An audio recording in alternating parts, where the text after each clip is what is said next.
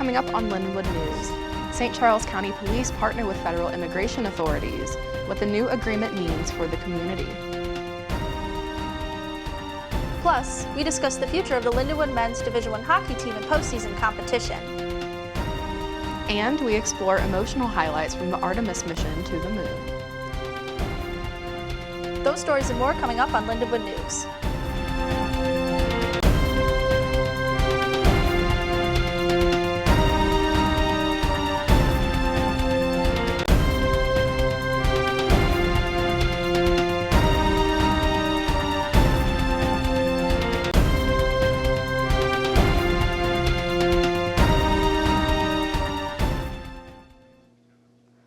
Welcome to Lindenwood News. I'm Nicole Schaefer. And I'm Kay Copeland.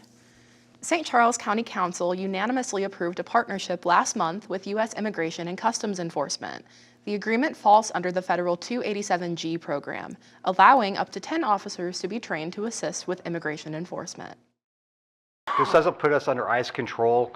It doesn't make us follow things that are outside our procedures. You know, we're an internationally accredited agency. We do things at the highest level and we follow the highest standards, and we'll continue to do that. This changes nothing. County officers will train to check immigration status, streamlining the process of turning individuals over to federal authorities. The county has worked with federal immigration for more than 2 decades, most recently assisting in a 2025 raid at a St. Charles restaurant where more than a dozen workers were arrested. Community members voiced their dissent to county leaders. If you want to keep St. Charles a nice place to live, ICE does not belong in St. Charles. Thank you. Here on campus, Canadian student Julia Schoonbert echoes similar sentiments. I think that they will be racially profiling against people that look like they are not American. I definitely think it would be smart for the university to move forward, maybe having meetings about being prepared for something happening on campus or even in the public, just to know how to react and what to do. Schoonbert also has a message for those in support of the measure. International people move to America because they see it as an opportunity, and I think that sending them away out of this country is taking away their opportunity, and that they're not trying to do any harm being here, and they're just trying to make a better life for themselves and even help out this country as well. County officials maintain that the agreement will only apply to individuals already in custody, and say local police will continue following existing procedures. With the conclusion of the NCAA Frozen Four tournament, we asked Lindenwood men's Division I hockey head coach Keith Fisher and player Michael Bevilacqua on their thoughts about the team's postseason future. The team's rapid improvements since moving up to Division I, a potential visit to the Frozen Four, may not be so far away in the future. I think the best part is just being around the guys. You know what, I think Lindenwood hockey program is the stock. I'd be buying it right now.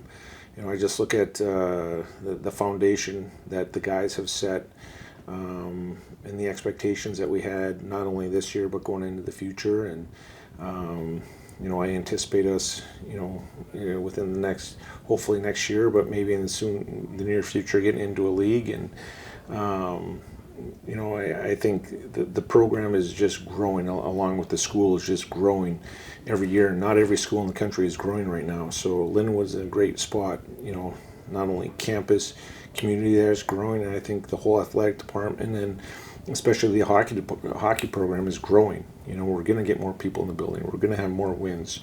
You know, we're going to have an NHL player. So, you know, I'm really excited about the future.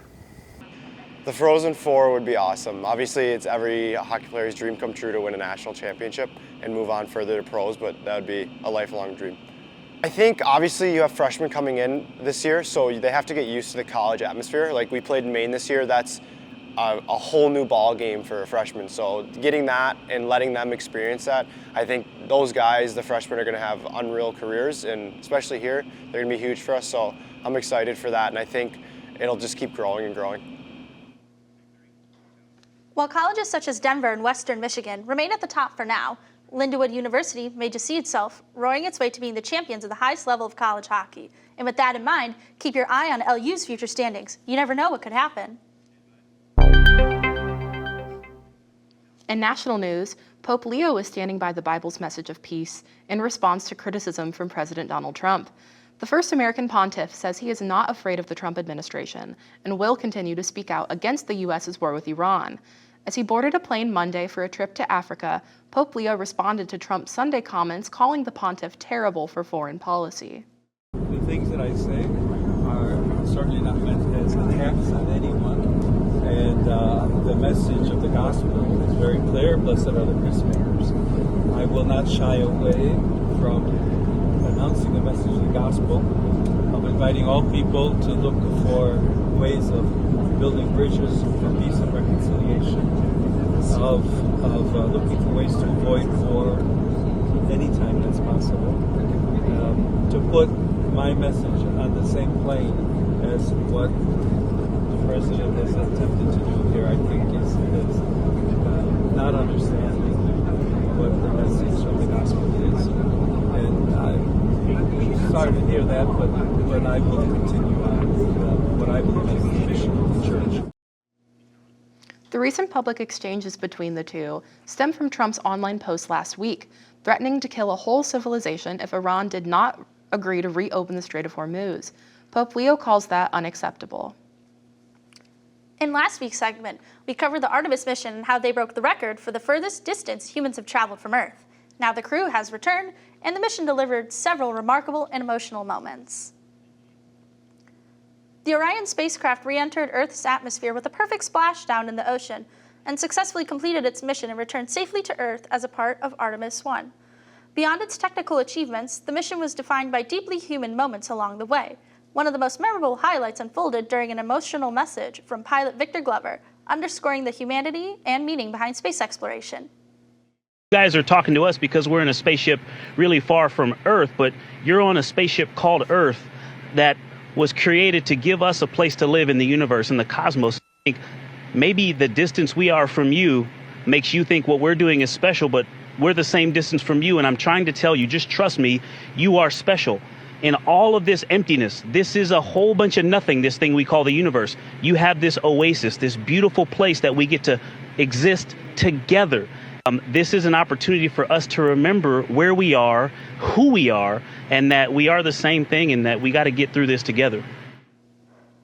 Another memorable highlight came when the crew named a lunar crater Carol in honor of the late wife of Commander Reed Wiseman, who unfortunately had passed away.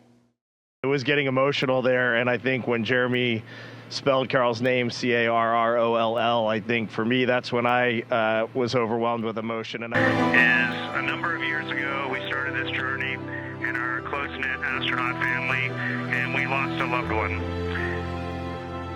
There's a feature in a really neat place on the moon, and it is on the near side, far side boundary.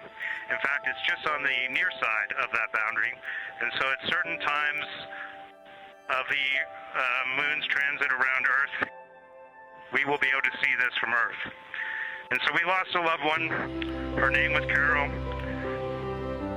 the spouse of Reed, the mother of Katie and Ellie. And we would like to call it Carol. Just for me personally, that was kind of the pinnacle moment of the mission for me. That was, I think, where the four of us were the most forged, the most bonded, and we came out of that really focused on that day ahead. I think that was a very caging moment for the four of us.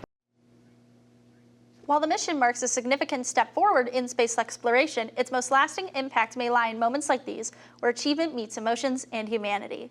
The 2026 Masters tournament has concluded, with Rory McIlroy winning back-to-back green jackets.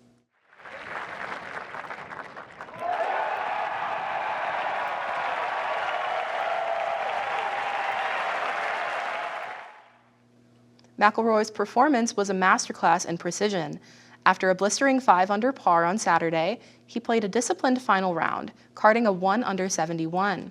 He relied on a superior scrambling game, finishing the week leading the field in greens and regulation. The turning point came at the par 5 15th, where a clutch birdie kept him a single stroke ahead of a charging Scotty Scheffler. While Scheffler's putter kept things close until the 18th hole, McIlroy's ball striking proved too consistent to overcome. By finishing at 12 under par, McIlroy enters an elite circle. He becomes the first player to successfully defend his Masters title since Tiger Woods in 2001 and 2002. Only 3 other men, Jack Nicklaus, Nick Faldo, and Tiger Woods, have ever won back-to-back at Augusta.